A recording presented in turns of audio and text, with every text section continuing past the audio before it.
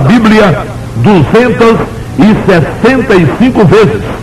Isso fora Leon Denis e Caibai Chutel, que usaram citações bíblicas largamente em seus escritos. É claro que nenhum deles fez as citações considerando os contextos e nem com primor de exegese.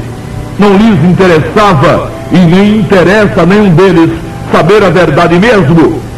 Citaram os que já se foram e citam os que ainda estão por aqui, por reconhecerem na Bíblia a autoridade e de modo ardiloso usam a autoridade da Bíblia para tentar respaldar seus próprios dogmas.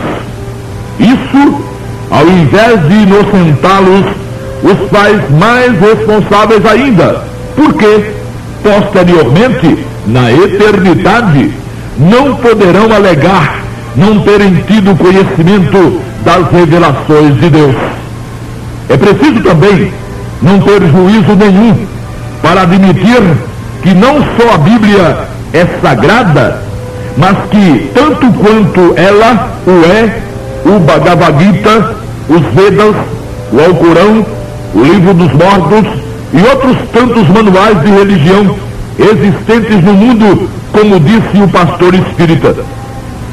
Certamente, cada povo considera seu manual de rituais e de dogmas como sagrado. Isso, entretanto, não os torna sagrados. Por mais que alguém queira que uma cédula de R$1 valha 100, ela só valerá 1. Não é o conceito de alguém sobre alguma coisa que faz aquela coisa mudar seu conteúdo. Independentemente do tal conceito, aquilo terá o que aquilo já tinha, o que aquilo já era. E só as Sagradas Escrituras contêm as revelações de Deus ao gênero humano.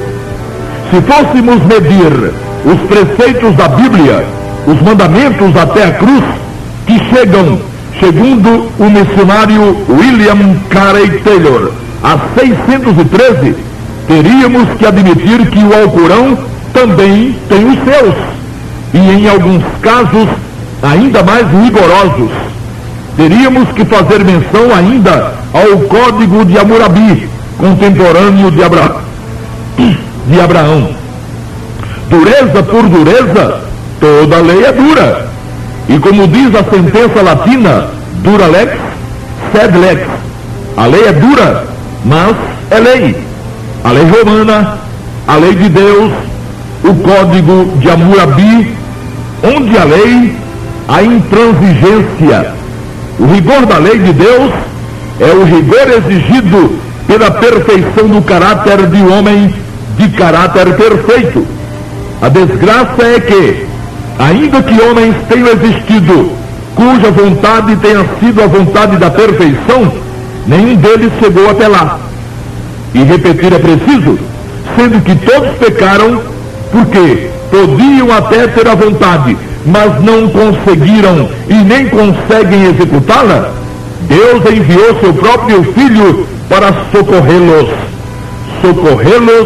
da culpa do pecado.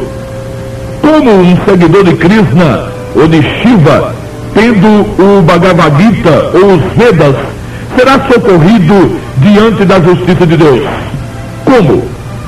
Eles consideram seus livros sagrados, mas como conseguirão aplacar a ira de Deus contra o pecado? Como poderão fazê-lo também os seguidores do Alcorão, ou do Livro dos Mortos, ou dos escritos de Kardec, ou de outro qualquer instrumento da religiosidade mundial? E que adiantará considerarem seus manuais de fé sagrados, quer dizer, dos escritos espíritas? Por acaso não contém eles normas de boa conduta, de caridade e de amor ao próximo? Por acaso não estão lá ensinamentos sobre o como viver hoje, visando o amanhã? Mas é só o que tem. E daí?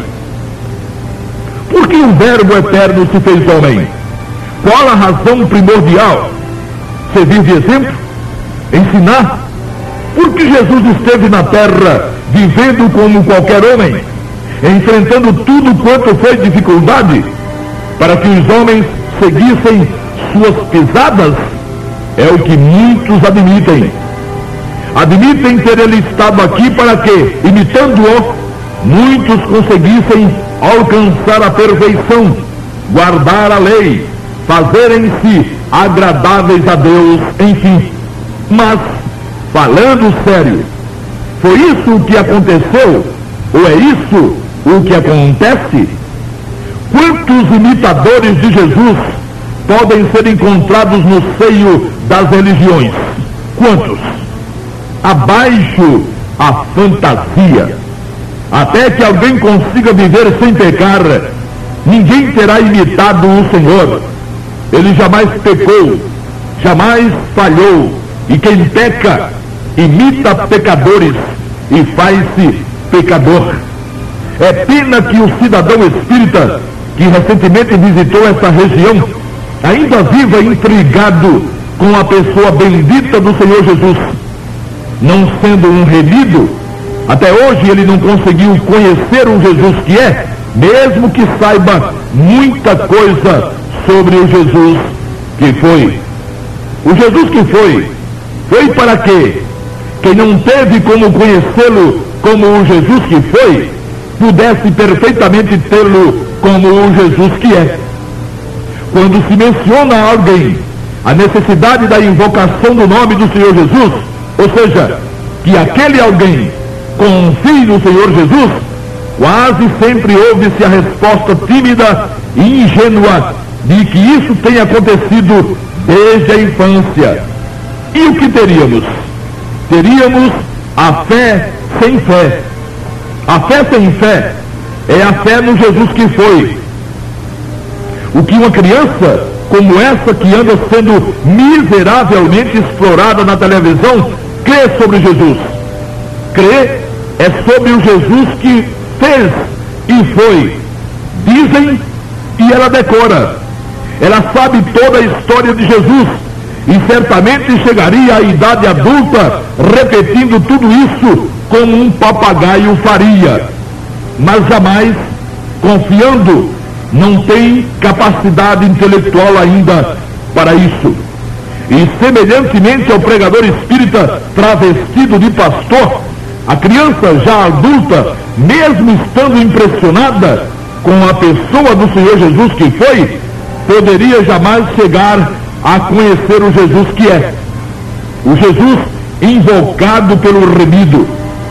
A ideia de que conhece a Jesus a ponto de pregá-lo fornece a essas pessoas a impressão de não mais precisarem conhecê-lo. E a desgraça está feita.